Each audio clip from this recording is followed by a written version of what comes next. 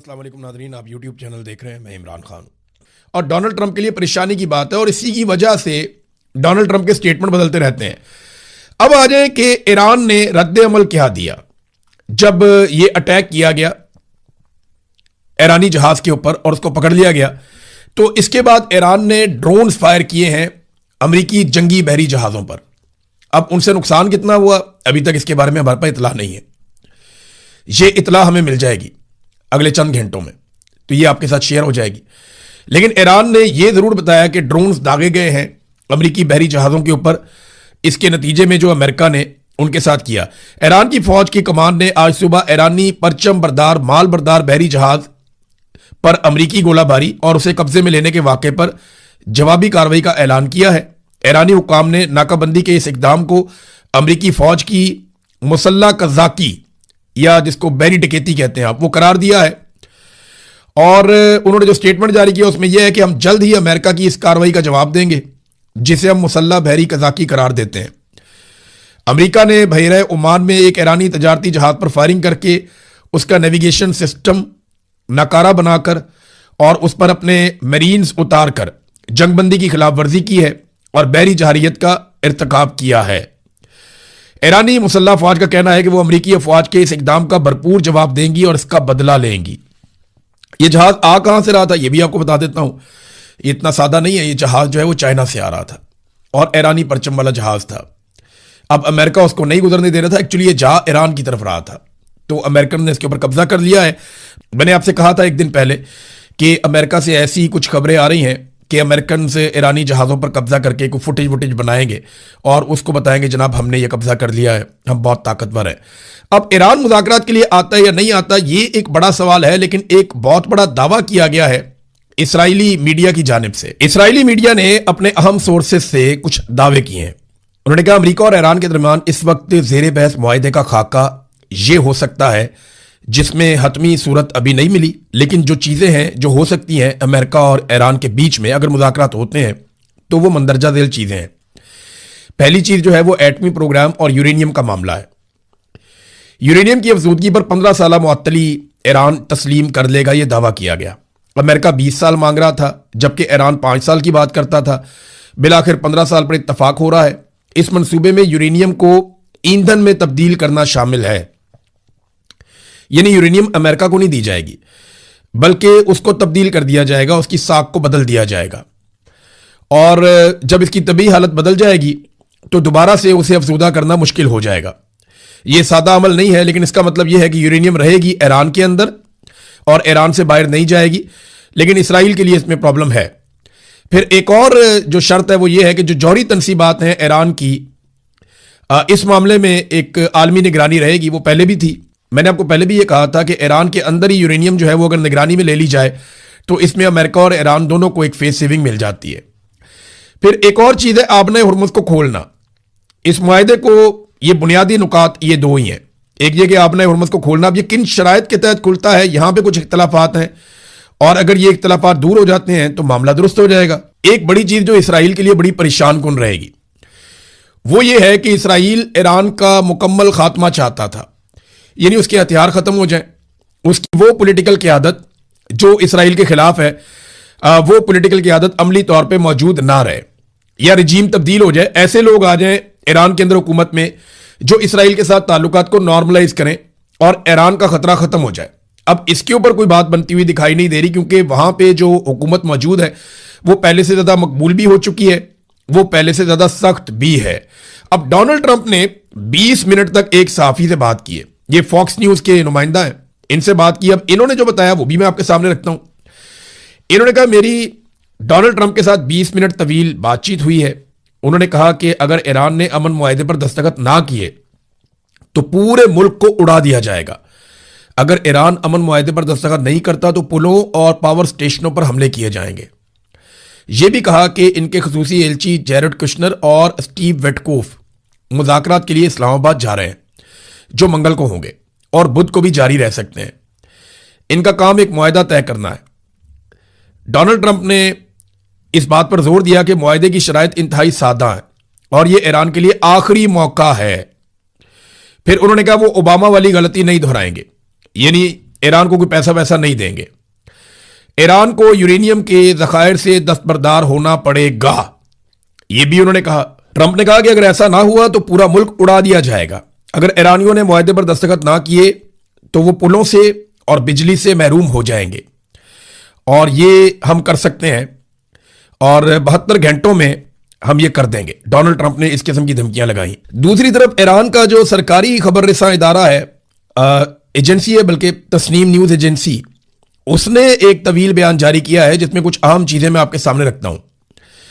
उन्होंने ईरान के इस मौक़िफ़ की वजाहत की है कि अमेरिका एक तरफ अवामी सतह पर मुज़ाकरात की आमादगी जाहिर कर रहा है तो दूसरी तरफ जंग की तैयारियां जारी रखे हुए है।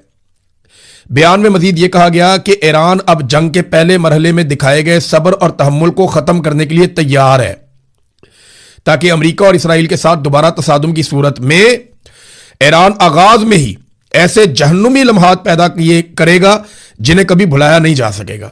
यानी जहन्नुम के ऐसे दरवाजे खोल देगा जिन्हें कभी कोई नहीं भूलेगा। इस बयान में वादे तौर पर इंतबाह दिया गया है कि इस बार बाब मंदब, सऊदी आरामको की तनसीबात, सऊदी अरब में यंबा की बंदरगाह और मुत्तहदा अरब अमारात का शहर फजीरा सब इस तनाज़े की जद में आएंगे। अब ये अगर स्टेटमेंट इस तरीके से है तो अरब ममालिक के लिए बहुत परेशानी वाली बात है, क्योंकि ईरान कह रहा है कि हम पहले की तरह हमला नहीं करेंगे, ताक ताक कर नहीं मारेंगे। अगर हमारे ऊपर बड़ा हमला होगा तो हम उससे बड़ा जवाब देंगे, और हम यकमुश्त जवाब देंगे, बहुत ताकत के साथ जवाब देंगे। देखिए, ईरान को एक प्रॉब्लम भी होता है। ईरान के ज़खायर के ऊपर भी अमेरिका अटैक करता है, इसराइल अटैक करता है, और उन ज़खायर को तबाह करके वो बहुत सारी साइट्स को नाकाम बनाने की कोशिश करता है जहां से मिसाइल या ड्रोन लॉन्च किए जाते हैं। तो ईरान ये कोशिश करेगा कि मैक्सिमम डैमेज जो है वो पहले हमले में करे, और जिन जिन टारगेट्स को उसने अचीव करना है वो पहले हमले में करे। अब ये लड़ाई जो है वो एक बड़ी फैसलाकुन लड़ाई हो सकती है, लेकिन उम्मीद ये की जा रही है अब भी कि पाकिस्तान के अंदर कुछ भी करके दोनों फ्रीकैन बैठें और किसी भी नतीजे पर पहुंचे और जंगबंदी जो है वो आगे बढ़ जाए। नाजरीन, अमरीकी PBS न्यूज के मुताबिक डोनाल्ड ट्रंप और उसके दामाद जैरेड कुशनर की करप्शन से मुतालिक एक स्टोरी छाप दी गई। जैरेड कुशनर पाकिस्तान में ईरान से मुज़ाकरात के लिए दूसरी बार पहुंच रहे हैं। ईरान जंग और मुज़ाकरात के तनाजुर में PBS ने यह स्टोरी की है। इमरान खान साहब की बहन ने, नौरीन खानम साहिबा ने एक इंटरव्यू दिया भारतीय मीडिया को, और उसके ऊपर पाकिस्तान में बड़ा रोला पड़ गया। अलग अलग राय है। कुछ लोग कहते हैं उन्हें ये इंटरव्यू नहीं देना चाहिए था, कुछ लोग कहते हैं जी उन्होंने पाकिस्तान के साथ गद्दारी कर दी है, पाकिस्तान के साथ बड़ी ज्यादती कर दी है, और उन्हें ये भी नहीं करना चाहिए था।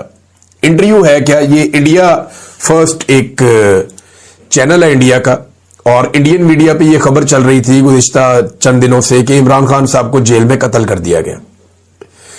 इस हवाले से ही राब्ता किया गया इंडियन मीडिया की जानिब से, जनाब कि ये इंडियन मीडिया पे खबर चल रही है। और फिर आपको पता है पाकिस्तान में भी बात का बतंगड़ बन गया, बहुत ज्यादा बात फैल गई थी, काफी बेचैनी हो गई थी। इंडिया और अफगानिस्तान के मीडिया ने ज्यादा इस खबर को उठाया था, क्योंकि दोनों पाकिस्तान के मशरिक और मगरिब में रहते हैं, तो दोनों ममालिक करीब हैं, तो यहां पर इस खबर की वैल्यू भी ज्यादा थी, लिहाजा उन्होंने इसको उठाया।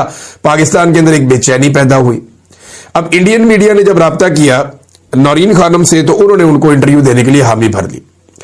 इंटरव्यू को मैंने सुना है, उसके कुछ क्लिप्स, वो एक नॉर्मल इंटरव्यू है जैसे वो पाकिस्तान में सोशल मीडिया को इंटरव्यू देती है, या ये इंटरनेशनल मीडिया के साथ कभी कहीं बात कर ले, तो वो उसी तरह कह रही है जी कि मेरा भाई, उसको जेल में नाहक कैद किया हुआ है, वो पाकिस्तान छोड़कर नहीं जाना चाहता, वो पाकिस्तान में रहना चाहता है, वो पाकिस्तान का वफादार है, पाकिस्तान के लोग उससे प्यार करते हैं, उसका मैंडेट चोरी किया, वही सारी बातें जो वो हर जगह पे करते हैं इमरान खान साहब की बहनें।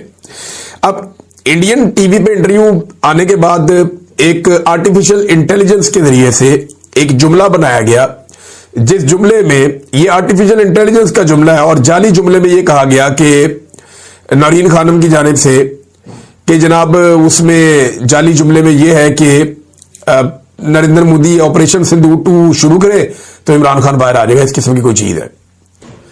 अच्छा, वो जब थोड़ा सा चेक हुआ तो पता चल गया कि ये तो आर्टिफिशियल इंटेलिजेंस के जरिए बनाया गया। नौरीन खानम साहबा से जब कुछ सहाफियों ने, हमारे दोस्तों ने राब्ता किया, तो उन्होंने कहा जी ऐसी कोई बात हुई नहीं थी, और ऐसी बात तो कर ही नहीं सकते, कभी मुमकिन नहीं है। तो ये घटिया काम उन्हीं लोगों ने किया जो लोग प्रोपेगेंडा करते रहते हैं, गद्दारी के सर्टिफिकेट्स बांटते हैं, जिनका ये धंधा है बहुत पुराना, 70 साल से उनका ये धंधा है। इन्होंने फातिमा जिन्ना को भी गद्दार कहा, इन्होंने शेख मुजीब को गद्दार कहा, फिर इन्होंने जुल्फिकार अली भुट्टो को गद्दार कहा, लियाकत अली खान को कत्ल करवाया, बेनजीर भी गद्दार थी, नवाज शरीफ भी गद्दार था, आजकल इमरान खान गद्दार है। तो ये इनका पुराना धंधा है। वही धंधा करने वालों ने एक धंधा किया और एक जाली ऑडियो बना दी उसके अंदर।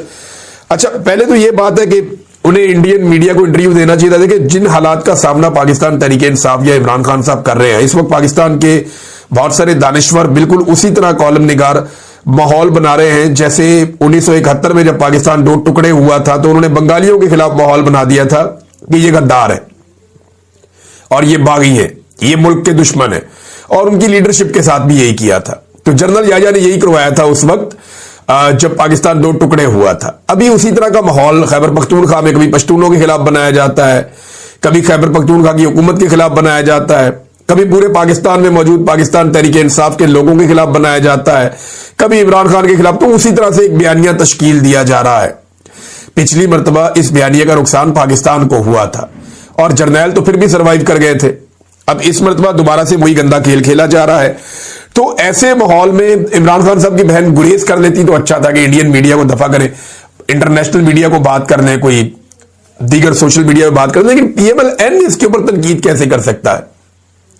वो कैसे कह सकते हैं? नवाज शरीफ कभी करण थापर को इंटरव्यू देते हैं, कभी किसी और टीवी चैनल को, कभी NDTV को। नवाज शरीफ साहब ने तो इंडिया को इंटरव्यू दे देकर तबाही फेरी हुई है।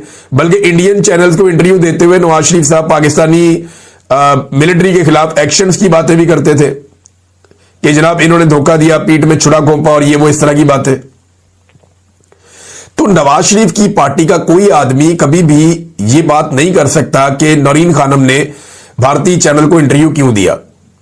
नौरीन खानम ने सिर्फ अपने भाई की बात की, अपने भाई के हवाले से सारी चीजें सामने रखी। वो कोई जंग के बारे में बात की, इंडिया पाकिस्तान के बारे में कोई बात नहीं की, इन चीजों में तो बात ही नहीं की। नवाज शरीफ ने तो इन सारी चीजों में बात की, बिलावल ने भी यही सारा कुछ किया। ये सारे लोग इंटरव्यू देते रहते हैं। बल्कि मियां साहब को तो इतना प्यार है इंडियन सहाफियों से कि वो उन्हें अपने घर बुला लेते हैं जाती उम्र में, और कोई बुरी बात नहीं है। देखिए, उनका मियां साहब का ये हक है, ये जमहूरी हक है। अगर बैरून मुल्क से कोई मेहमान आए हैं या इंडियन सहाफी आए हैं, मियां साहब उन्हें मिलना चाहते हैं तो मियां साहब मिले, उन्हें बुलाकर मुलाकात करें, उन्हें बुलाकर इंटरव्यू दे। पाकिस्तान में डेमोक्रेसी है, वो अपनी बात रखना चाहते हैं तो रखें।